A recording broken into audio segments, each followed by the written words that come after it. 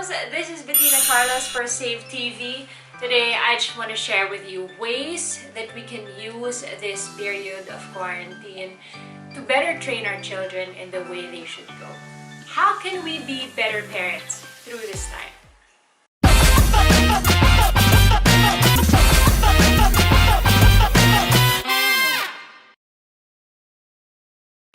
You know, if we want our children to grow up loving and fearing the Lord, I think the first step to that is for us parents to love and fear the Lord first. I think it's more powerful to show that to our children, to actually live that out. What does it mean to love and fear the Lord? Instead of us saying, you should love the Lord, you should be afraid of the Lord, it's better and even more impactful or powerful if they see that lived out in our lives. So first tip is, in better training our children, we should train ourselves first. We should first have that personal relationship with the Lord that we can influence our children to have the same.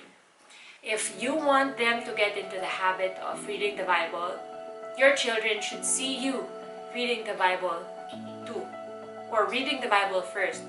You know, I'm so thankful that I met the Lord when Gummy was still very, very young, because when I started that habit of meeting God every day and reading His Word, not just getting to know Him, but also knowing how to live this life, this new life that I received because of Jesus, how to be a parent, not even a good parent, but how to just parent my child.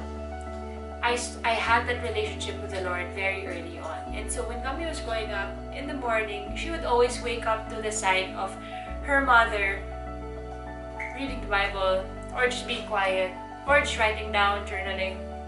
And I'm thankful because I know now, many, many years later from that time when that started, I know that has had an impact on why she does that now, or why it's easy for me to ask her or to teach her that is also very important, spending time with God first thing in the morning, because she saw me model that. So praise God that He first started that discipline in me. I had that discipline first, but now I am able to actually teach my child. If you have very young children, I suggest that your bedtime stories could be Bible stories. That's how I really started with Gummy when she was very, very, very young. Be also comfortable in sharing with them what you read. You know, don't limit talking about God or His Word just during prayer time.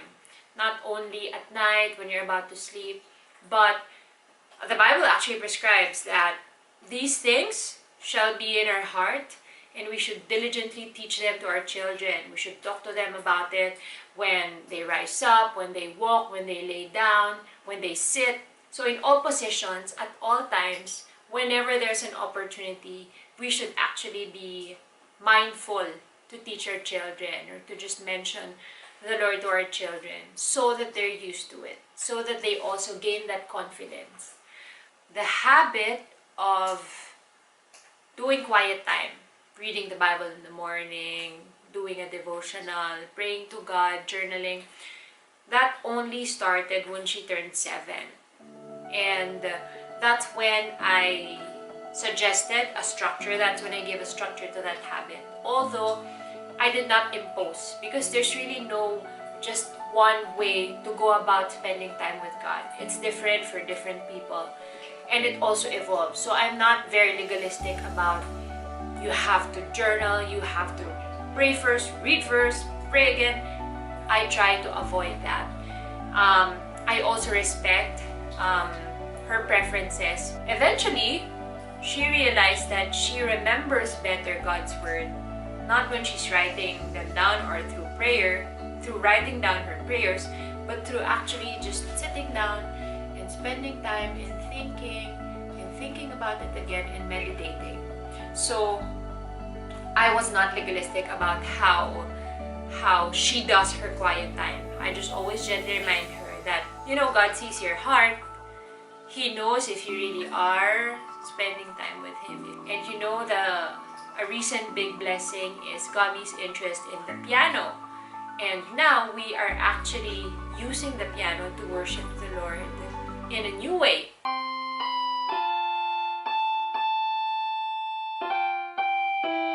Before we would just listen to songs and be quiet or sometimes sing along. But now, through a new interest, we are both learning how to play worship music. And although her voice is good, although my voice is not a really good one, because of that, I am able to worship the Lord in a new and refreshing way.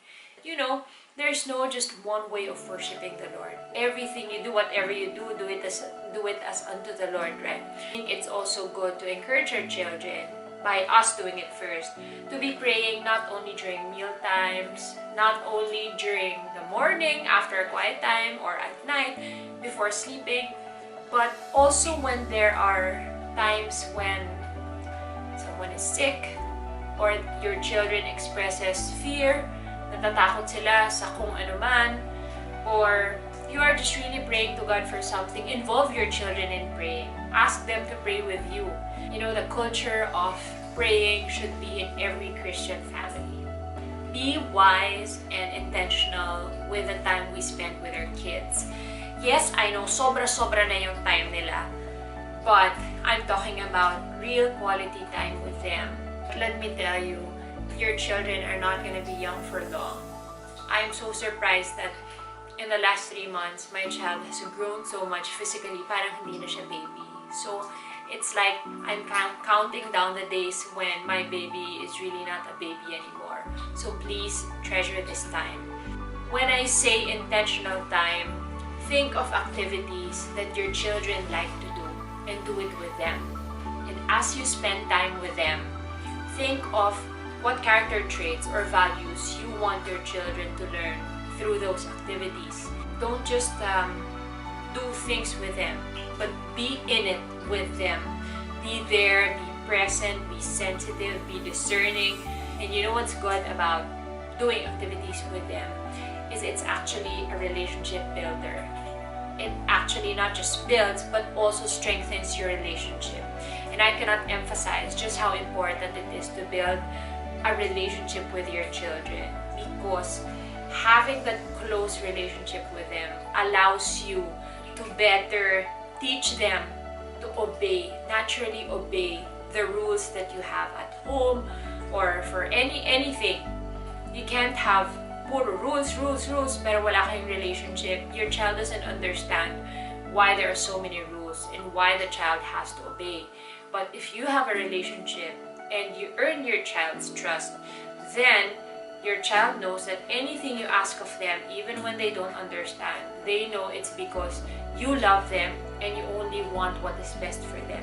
It would be easier, if not automatic, for your children to obey because they trust you and your word. So please spend intentional time building relationship with your children. Well, that's all for now, moms. I pray that this will really be a blessed and a beautiful time for you and your children as you encourage them, as you build relationship with them, and as you train them in the way they should go. I pray that we will all come out of this quarantine period better and wiser parents. God bless you all. See you soon.